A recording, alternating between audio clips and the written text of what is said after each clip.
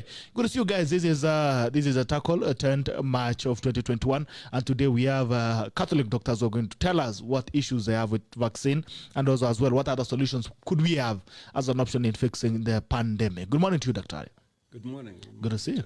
It's good You're looking very sharp. Asante sana. Thank you very much. This is your first time on the tackle. Yes. And it is a pleasure to be here. You're doing a beautiful job. Wow, thank you so much. I really appreciate it. Asante. You know, when I get such positive comments from seniors like you, hata nasikia naweza tembea na kichwa. But I'm happy to see you, sir. Yes. I want to give you an opportunity to introduce yourself to Kenyans, because I know I'll not do enough service if I introduce myself. Well, my name is WAHOME Ngare. I'm a gynecologist by training.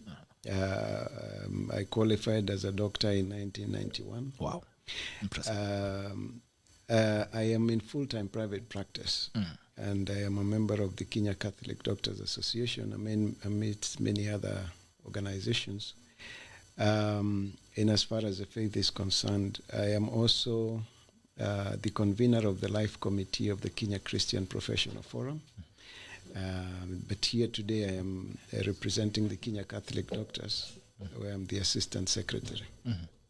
Yes. Okay. All right. So you're a practicing doctor? Yes. I'm a practicing doctor. Since 1990? 1991. All right. So what is, okay, you've talked about the Association of Catholic Doctors. Yes. Right. What is it all about? And when was it formed and why?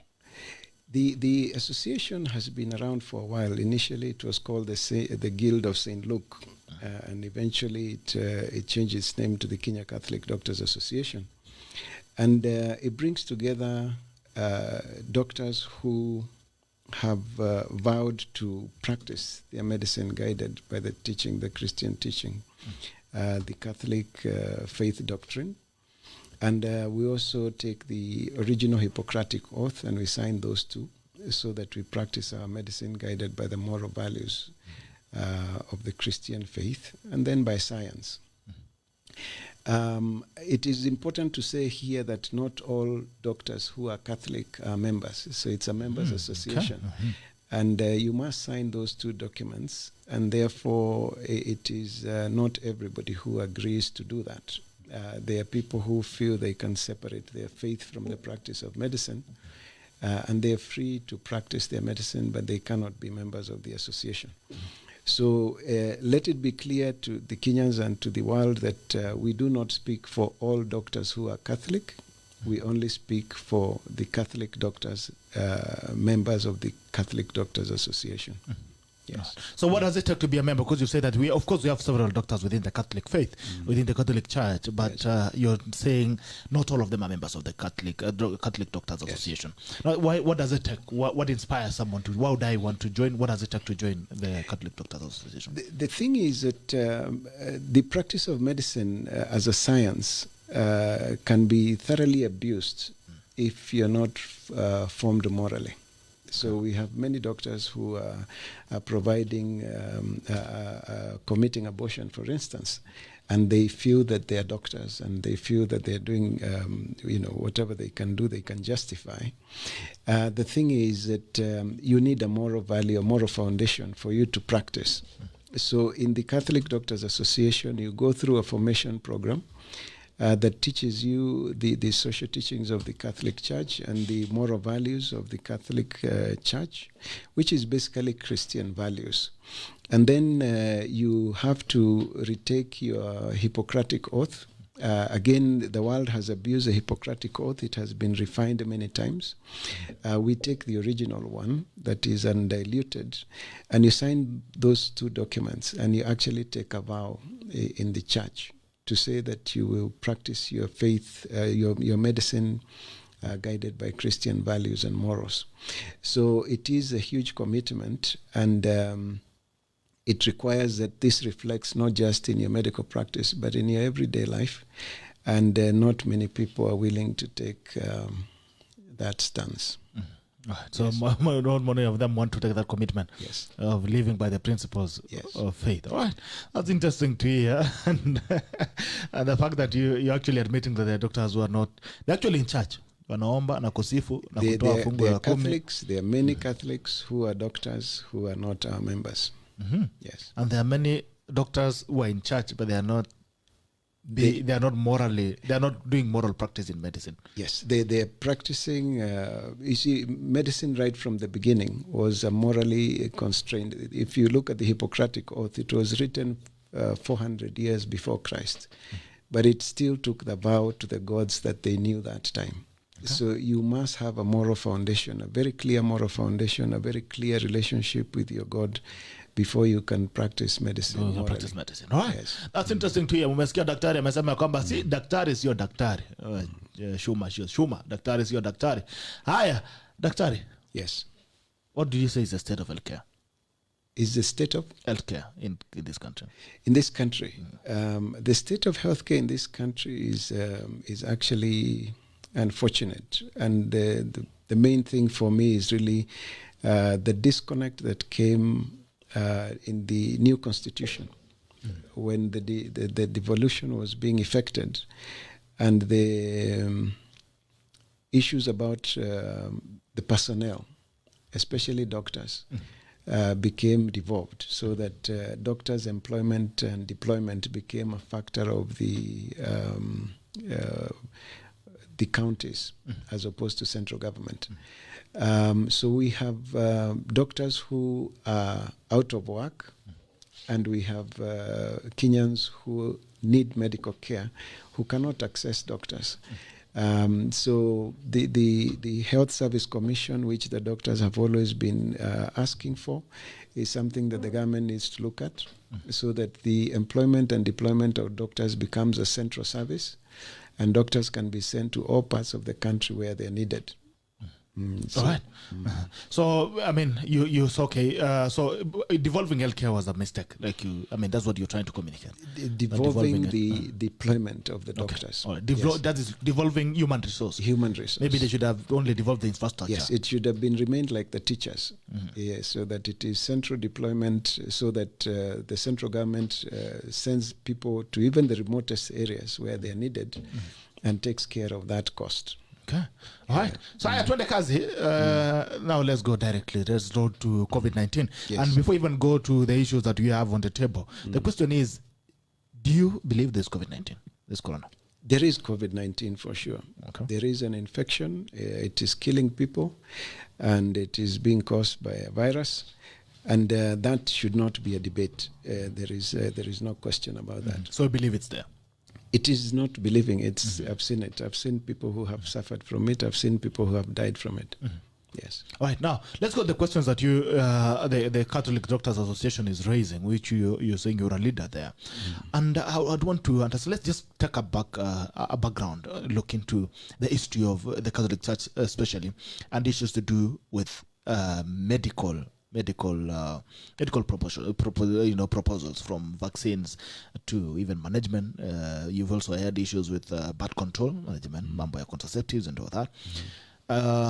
The Catholic Church has always been anti-vaccines and anti-birth control methods or contraceptives.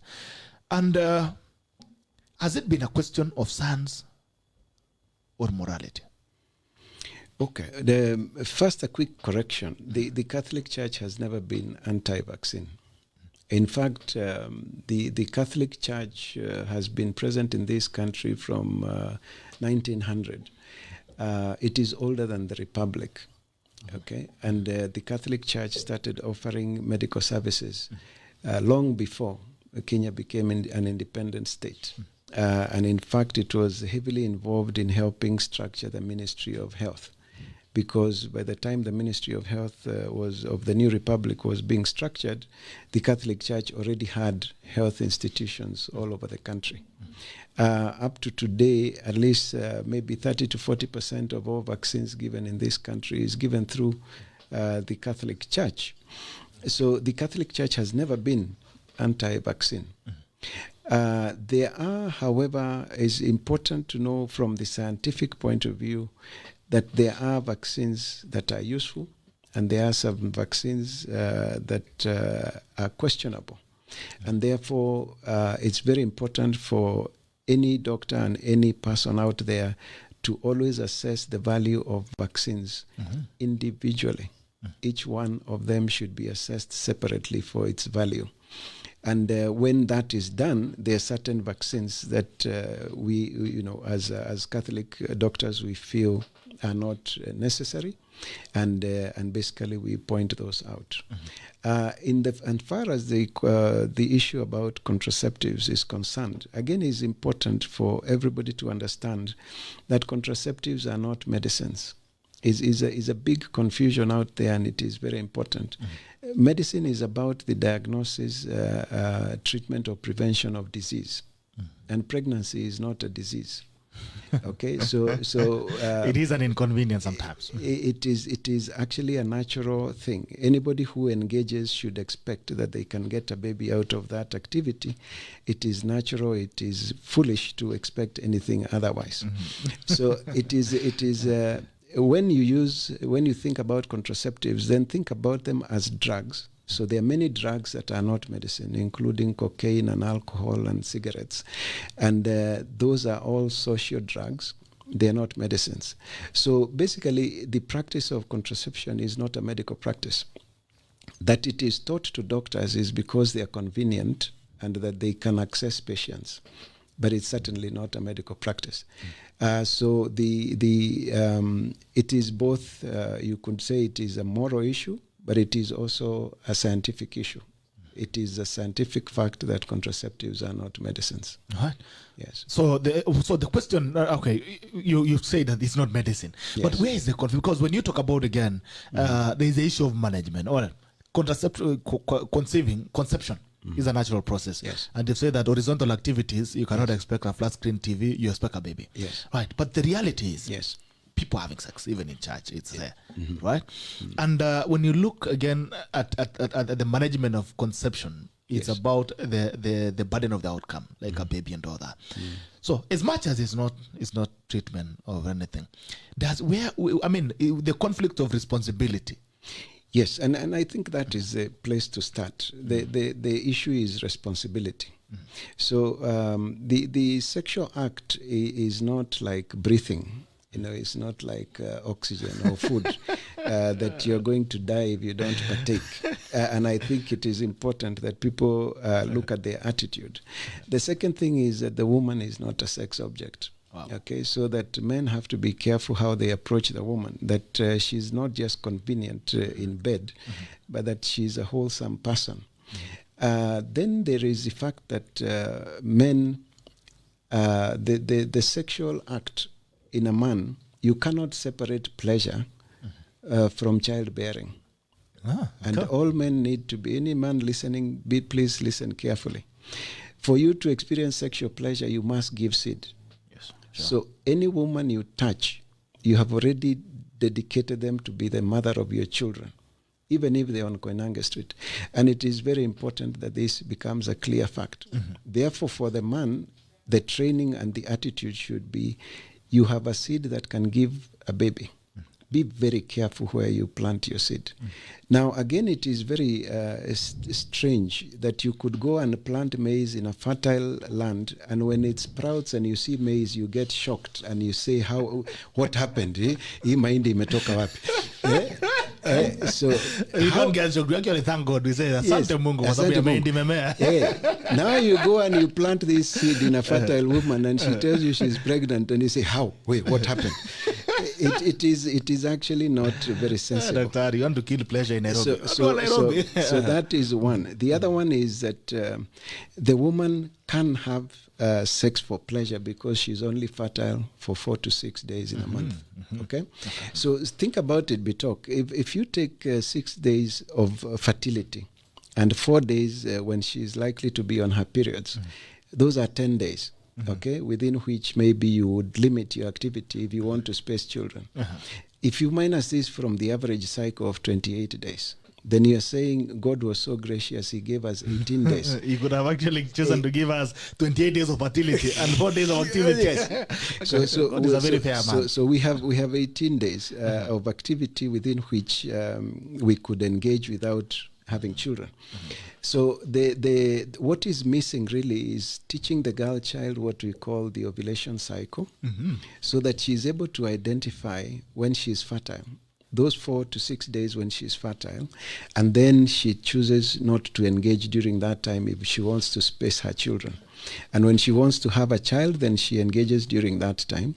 And if they're trained properly, you can even choose to have a boy or a girl. It is possible. It is possible to choose. And the only training the man needs is that he will not die if he doesn't have this activity.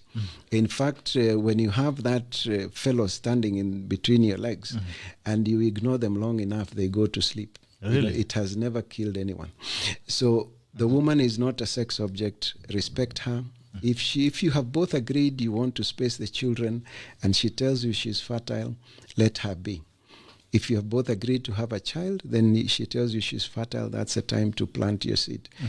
So the thing about the church is that trained properly and understanding nature and respecting the laws of God, it is actually possible not to use a contraceptive. But if you believe you are a wild animal, that you will die if you don't have sex, and that sex is a right, then you have a lot of problems. In fact, I think the most cruel thing to teach a boy child is to tell them that sex is a human right. Because what happens if I desire sex and there is nobody willing? You see, you turn me into a pervert. Yes. All right. So at least you've actually admitted that it's a human right. It is not a human right because it can't be a human right because you cannot execute it for yourself.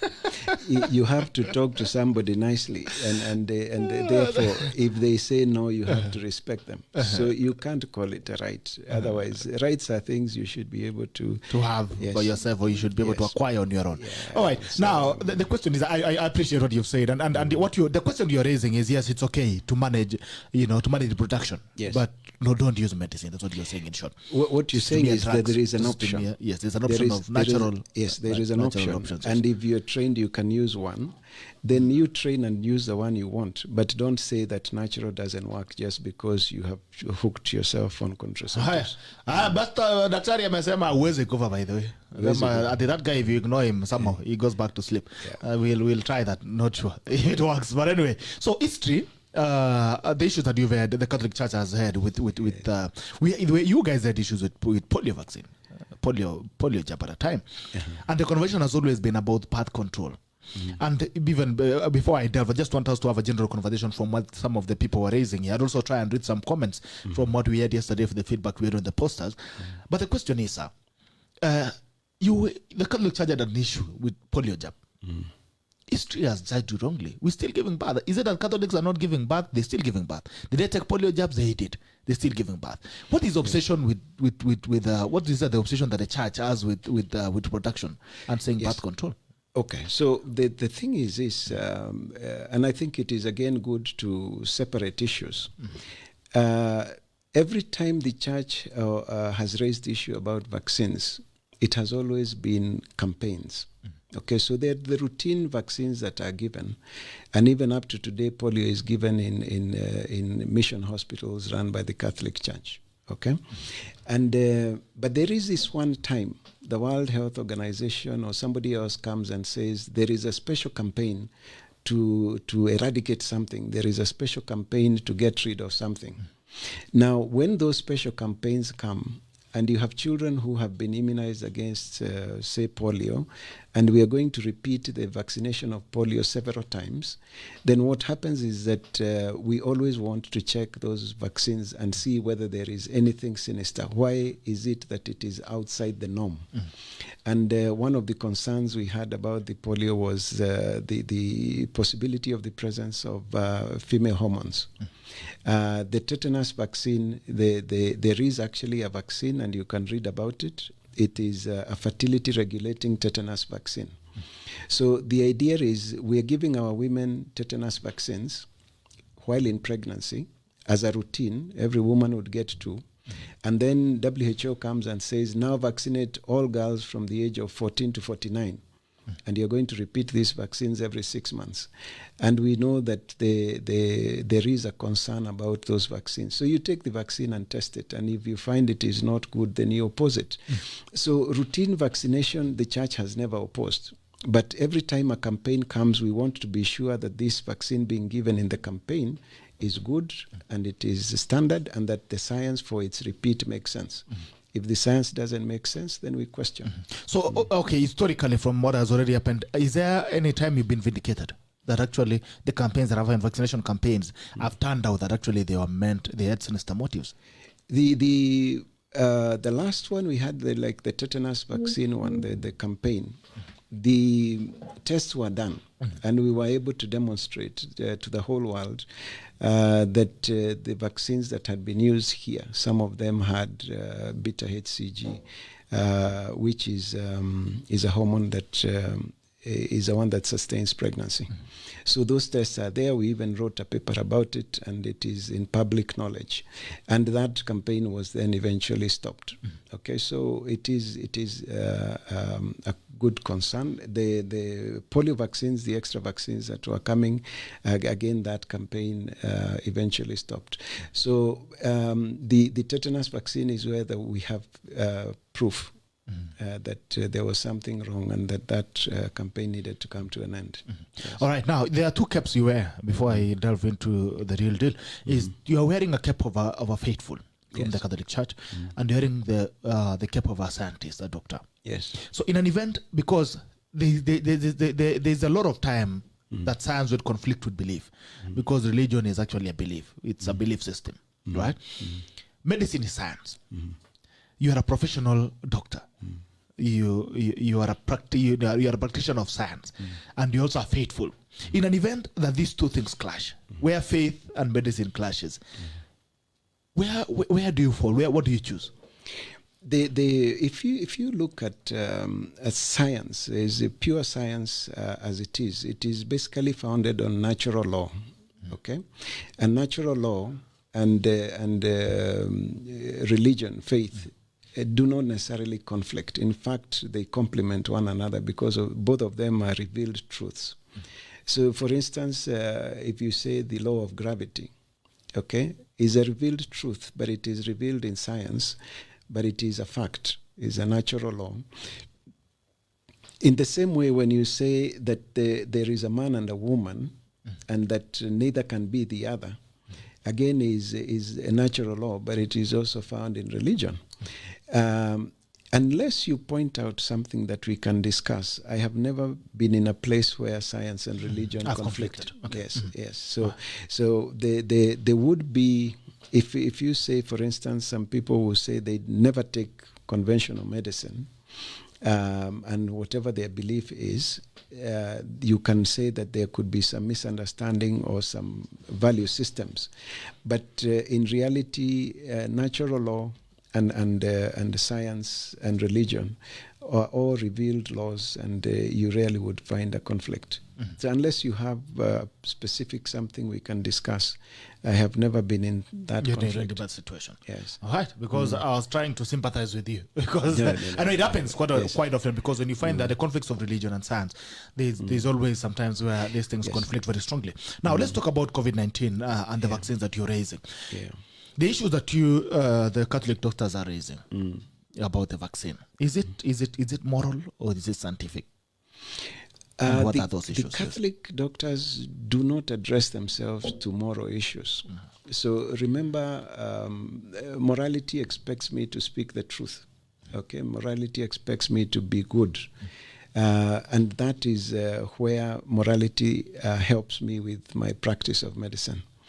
But when it comes to the science is very clear. So when you have the COVID-19 vaccine, for instance, like the one that is in this country, it is made from, they use aborted fetal cells to multiply the virus to manufacture the vaccine.